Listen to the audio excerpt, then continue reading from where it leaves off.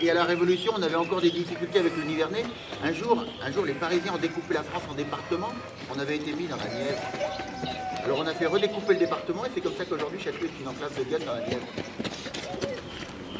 Elle est là, si vous regardez les maisons, il y a des maisons là, plein nord. Nous on est dans Lyon, vous voyez plein nord là-bas les maisons, où il pleut généralement, il pleut même. Ça permettait de vivre en autarcie totale jusqu'à la dernière guerre, on avait tous les corps de métier sur place. Ça c'est la maison du menuisier. Derrière il y a la maison du jardinier, il y a la forge, il y a le petit instrument. Et puis dans la partie religieuse, il y a l'église que le pape Alexandre III nous a demandé de conserver en 1174. Hein, donc on conserve. Ça c'est pour uniquement le village, ça ne pas du village. Et 116. Donc vous êtes arrivé, vous avez d'abord repéré une grosse tour ronde. Ça c'est la tour de justice.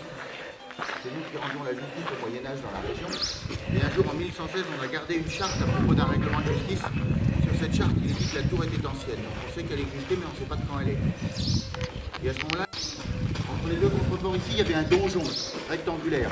Il y avait un très beau toit, mais j'ai enlevé le toit pour mettre une œuvre d'art. C'est une exposition temporaire. Vous pouvez qu'on me la classe pas.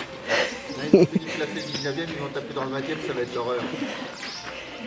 Là, dans l'arrondi, là, il y a le reste d'une tour qui existait au Moyen-Âge, qui s'appelait le boulevard. Dans les forteresses anciennes, comme dans les cités, le boulevard, c'était la première enceinte. Boule, c'est forcément l'enceinte.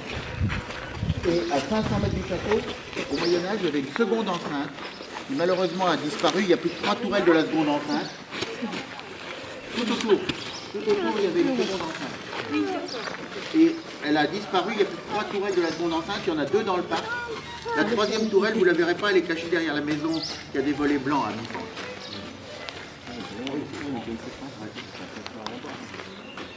Et puis, après, on a modifié le château à toutes les époques, après le Moyen-Âge. En 1240, à l'époque de Saint-Louis, on a fait cette telle pour mettre une salle des gardes. Oui, au rez-de-chaussée, là. Et puis au premier étage, on avait un petit appartement parce qu'il fallait bien loger quelque part avec les soldats, c'était pas terrible.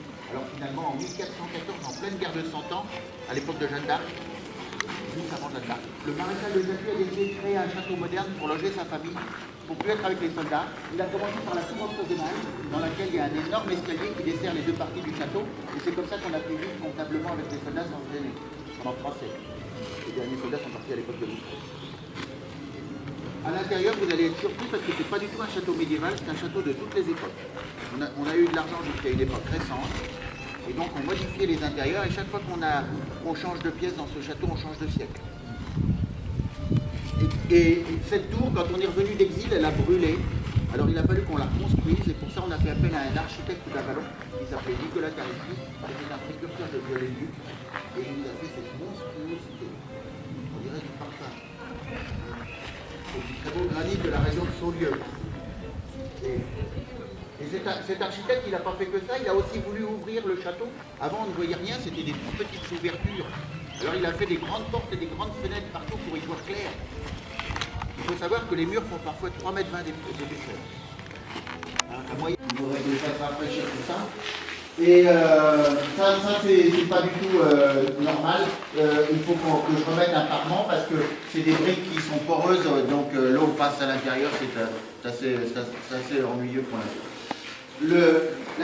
Alors le plafond, le couloir, il fallait bien le poser sur quelque chose. Alors on s'est servi de colonnes romaines trouvées dans la région. Les deux égouts, celles qui sont bombées, elles sont romaines, et ces deux-là aussi sont romaines. La dernière chose concernant ma famille, c'est qu'on est très liés aux religieux. On a créé 21 abbayes en Bourgogne et dans le sud de la Champagne. On est probablement la famille qui a le plus aidé les religieux en France. La dernière, c'est la pierre qui vire. En 1850, le curé d'Avalon nous a demandé d'abandonner de l'argent et un bout de terrain au milieu d'une forêt qui appartient encore au château. Il y a maintenant un monastère sur Saint-Léger-Vauban qui s'appelle le monastère de la pierre qui vire, où habitent un peu plus de 40 bénédictins. Et puis en 1217, Saint François d'Assise nous a demandé d'établir les premiers franciscains en France. Ça s'appelait à l'époque des Cordeliers.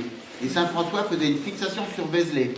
Et Saint Bernard avait prêché quelques années avant une croisade sur le terrain qui nous appartenait, donc il nous revenait l'honneur de créer le premier emplacement des franciscains en France. Ça s'appelle le prieuré de la Cordelle. C'est juste au pied de la basilique de Vézelay. C'est toujours la propriété du château. C'est là qu'habitent 3 franciscains qui prient pour moi toute la journée. C'est comme ça que j'ai encore le château. Rigolez pas, ça marche. Et les fêtes à nous, la brique, oui. Ça paraît pas cohérent. Ça, bah, c'est très début 17e. Ça n'a pas été touché depuis le début du 17e. Entre la vasque qui est là-bas et ici, il s'est passé un fait important en 1968. C'est là que Jacques Brel a embrassé les fesses de Bernard Blier dans un film qui s'appelait Mon oncle Benjamin. Mon oncle Benjamin. Vous vous rappelez? Ouais. Alors ça m'a donné le goût du cinéma. À l'époque, mon père était banquier du cinéma, donc j'ai pas eu de mal à rentrer dans la technique cinématographique. Moi, je ne voulais pas être banquier, je ne voulais pas être producteur, je ne voulais même pas être acteur, je voulais être technicien. Ouais. J'ai fait 35 films dans ma vie. 34 fois, les metteurs en scène m'ont demandé de passer devant la caméra, 33 fois on m'a coupé au montage. Alors, je pense que j'ai pas fait bon. La seule fois où on m'a gardé, c'était Mel Brooks à Los Angeles, à Hollywood, qui m'a demandé. On tournait une séquence dans un hôpital psychiatrique, il fallait un dingue hein, qui se promenait et qui dansait comme un fou. Alors là, ça marchait. Parce que je l'ai pas fait pour le cinéma. Alors j'ai fait tous les films des Charlots, comme technicien, comme assistant metteur en scène, régisseur, monteur, etc. J'ai fait tous les films des Charlots. Après, j'ai fait beaucoup de films de Pierre Richard, de Belmondo, du Splendide, comme Viens chez moi, j'habite chez une copine, Papy fait de la résistance, que des films intelligents. Il y a un jour, De Funès m'a demandé d'être son monteur, je m'entendais très bien avec De Funès. C'est moi qui ai assisté le montage des 3 derniers films de Funès, notamment La soupe aux choux. Je ne sais pas si vous vous rappelez ce chef-d'œuvre. C'est pas moi qui ai fait le bruitage. Et puis un jour, je me suis retrouvé sur un film avec Simone Signoret. Il y a mon copain Jean-Pierre Mariel qui habite juste à côté d'ici, qui m'avait mis sur le coup d'un film avec Simone Signoret, un film qui s'appelait Madame le Juge. Et elle m'a détesté dès le premier jour parce que j'avais une particule. Alors ça a été l'horreur pendant 7 semaines et à la fin j'ai décidé d'arrêter le cinéma tellement ça avait été pénible. Alors je suis parti aux États-Unis et mon père m'a téléphoné en me disant t'es complètement idiot, tu as arrêté le cinéma. Je connais le patron de la 20th Century Fox, va donc frapper à la porte. J'ai recommencé une carrière à Hollywood pendant 7 ans et j'ai fait tous les grands films américains.